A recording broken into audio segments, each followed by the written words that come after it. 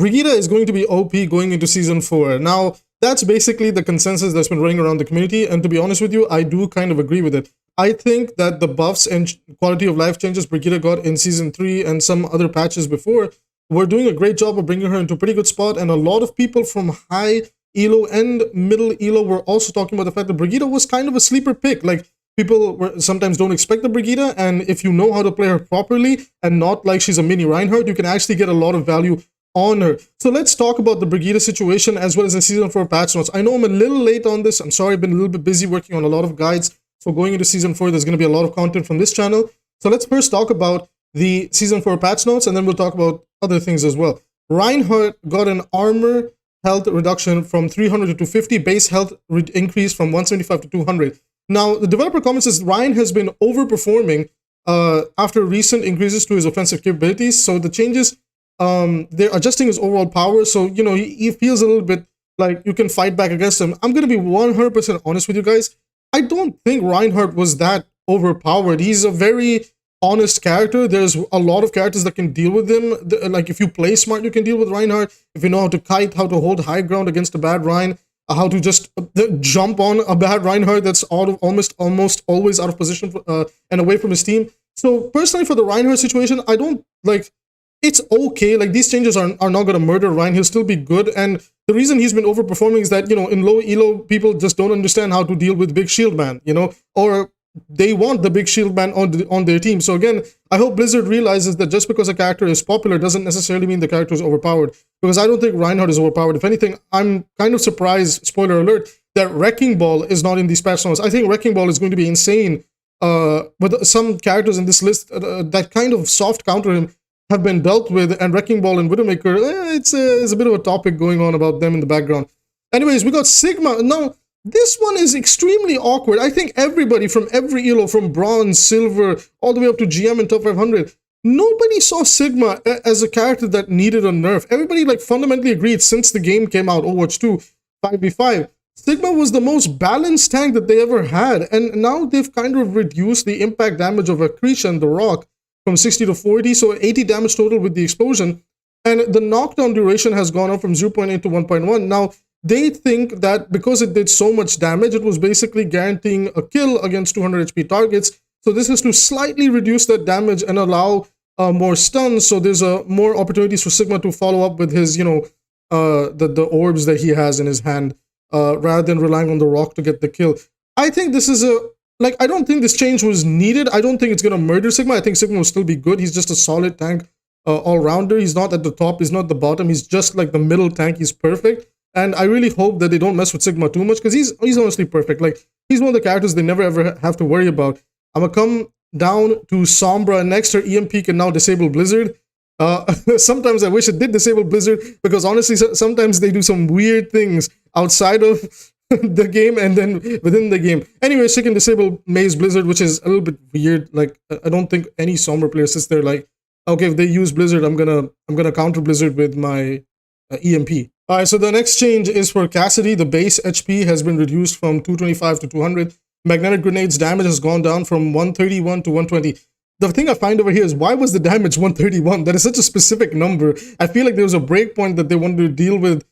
Regardless, if I'm going to be honest with you, I don't think this change is enough. Like, first of all, as annoying as 225 cast can be, I was okay with it, but I think Magnetic Grenade is way too strong, and even now Magnetic Grenade is strong. Like, 120 damage plus a body shot can still, I believe, do a decent amount of damage, but I kind of want to see it play out. I do still think Cassidy will be a great solid pick, A-tier pick for the damage roll, especially for hit scans. Hit scans always have it good. So he's fine. Like, I think he's fine. We do know that there's a rework coming for the Magnetic Grenade, even the devs don't necessarily like it. So it's something we'll just have to wait and see. Overall, I think it's a nice nerf. He should always be at 200 HP. He should never be 225. Same thing like Widow. Widow should always be at 175, never at 200. So this is really, really nice. Coming down, now this is where things begin to get really, really weird. It's in the support role. They got the short end of the stick, and then they got a really big stick with Brigitta. So literally. So Ana's sleep dart maximum duration on tanks has gone down from 5 to 3.5 seconds. Now, personally, I think the reason that they've done this is because there's a decent amount of tanks in the game that don't necessarily have shields or some form of an ability to counter sleep dart. And even if they can, if they mess up, the window to punishing that tank is, it's decent. The thing I find awkward about this change is that Wrecking Ball is really, really strong, especially in top 500 and GM at the moment, along with some Brawl variations of Ram and Ryan. But I feel like with these nerfs to Cass and Ana and Sombra being in an awkward spot, Mei being decent-ish but not good enough to deal with Ball, I feel like we will eventually see a Wrecking Ball nerf. Like, I feel like this is like setting that up. Otherwise, I don't necessarily agree with the 3.5 second change. I think nobody was complaining that, oh, like, why am I being slept for 5 seconds? Yeah, this and that. Like, it's still a skill shot. It's a pretty decently small projectile. You do have to land it.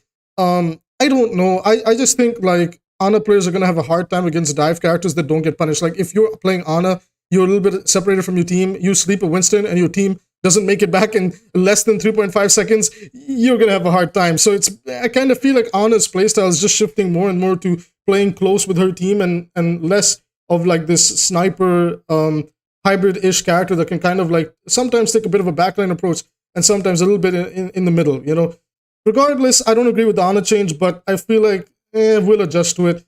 It's not that much of a make or break thing. Like, again, not that much of a make or break thing. We'll still see. I still disagree with it. She should keep it at 5 seconds. It just feels unnecessary.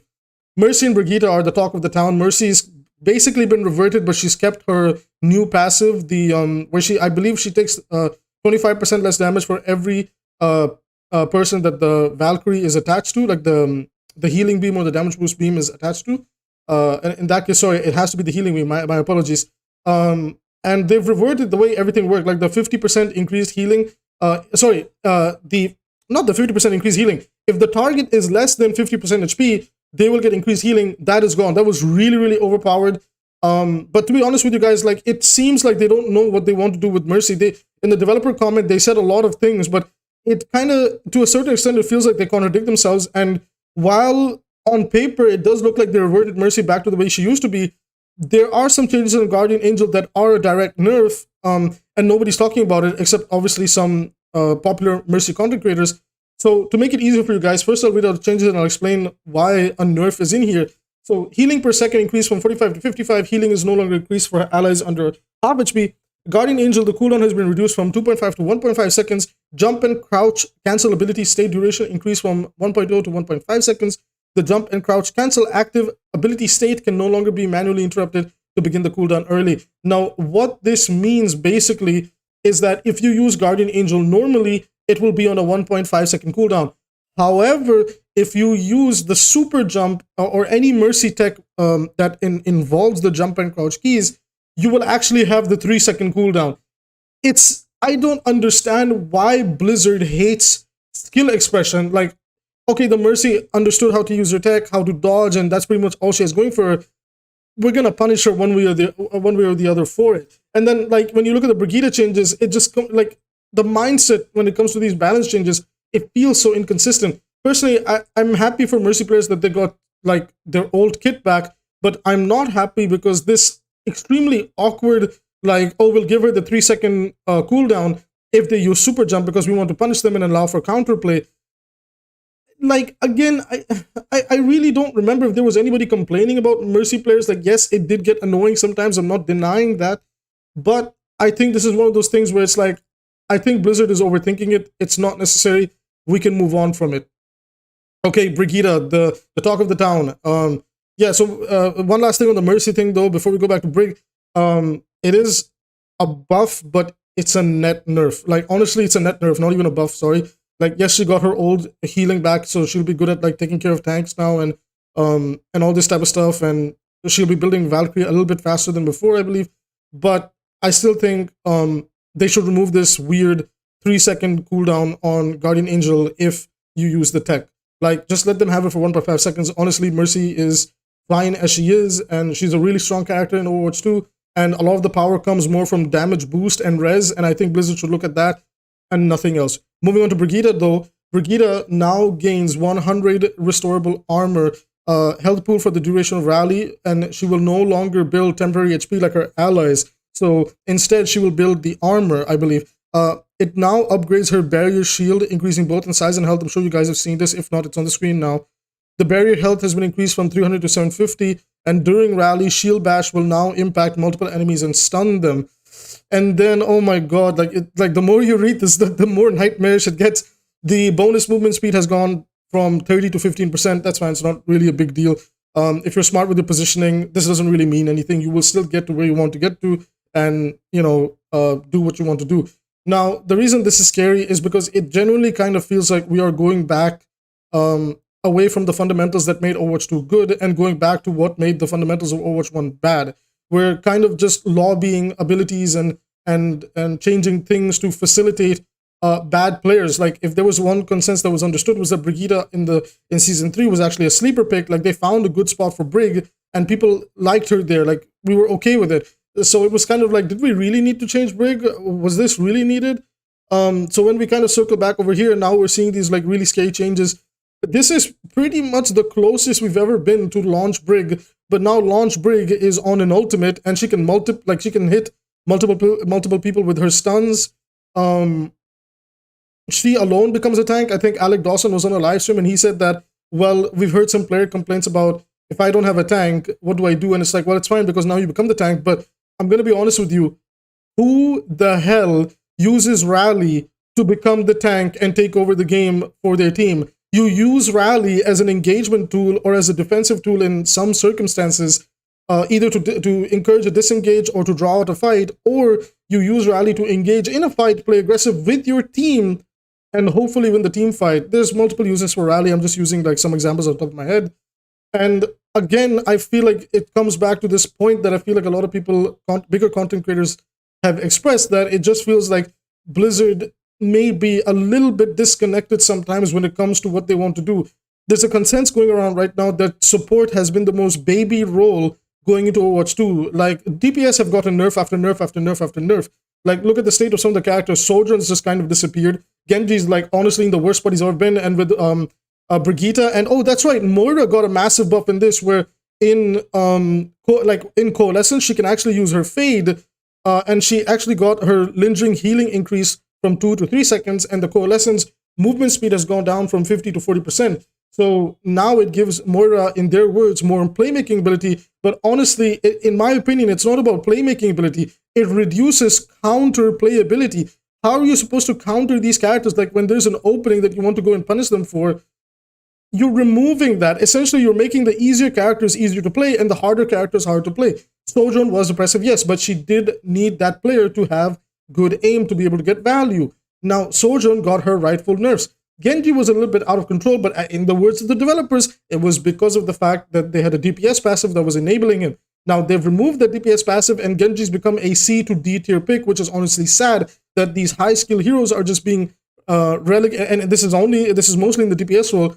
They're being relegated to somewhat of an irrelevant state, simply because it's like, well, we don't have to worry about the low elo players crying about Genji anymore, because, well, we've given these like enormous buffs to some of his counters. Like, it kind of feels like every patch dive takes a big hit, especially Genji. Like, Moira gets this change, Brigitta gets a buff, this happens, that happens to certain characters, and you're just sitting there like, dude, every patch it becomes harder to play Winston. Every patch it becomes harder to play a character like Tracer, Genji, Doomfist, Winston. To a certain extent, maybe you can argue Mercy becomes hard to play too. Because like there's so much going on in the game now, and so much versatility is being given to different characters where they can just do whatever they want. Like, I feel like encouraging this type of playstyle that you can do whatever you want is not healthy for the game. So this was a little bit of a longer video than usual. I kind of wanted to rant as well and share my thoughts. I actually want to say a lot of things about the changes, but I think for Brigitta, Moira, Mercy, and Genji, I might do separate videos talking about them, because we do need to address like I think Mercy is a skill-based character. And just because she doesn't need to aim with her healing and everything doesn't mean that she doesn't need skill. A lot of that goes into positional awareness and game knowledge.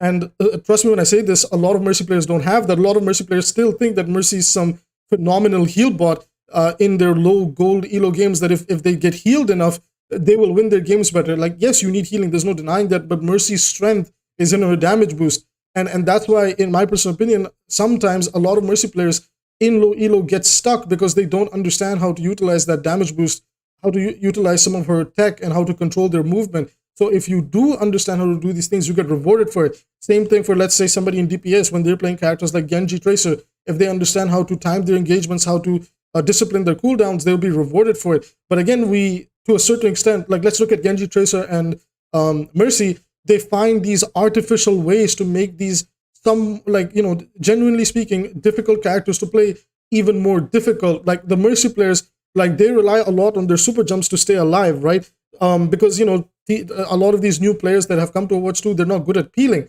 So now that we've kind of, you know, like to a certain extent punished Mercy players for trying to save themselves, it's frustrating for the Mercy player because it's like, why am I not being rewarded for understanding how to use my own tech? Granted, even if the tech is somewhat easy to use, there are advanced versions of it that the Mercy player should be rewarded for. Similar things apply to Genji and Tracer. Why are we like buffing their counters? Why are we constantly like adjusting their numbers or putting them in these weird spots? Like, I know Tracer's kind of in an okay spot, but I think with Brigitta and Moira getting these changes, playing Tracer is going to feel like a nightmare. And then you can start a completely different topic with this is, I think we might start to move towards a power creep, because if Brigitta and Moira begin to see a lot more play, I think Brigitta for sure is going to see a lot more play. And anybody that denies that just doesn't understand the game, doesn't understand how insane Brig can be.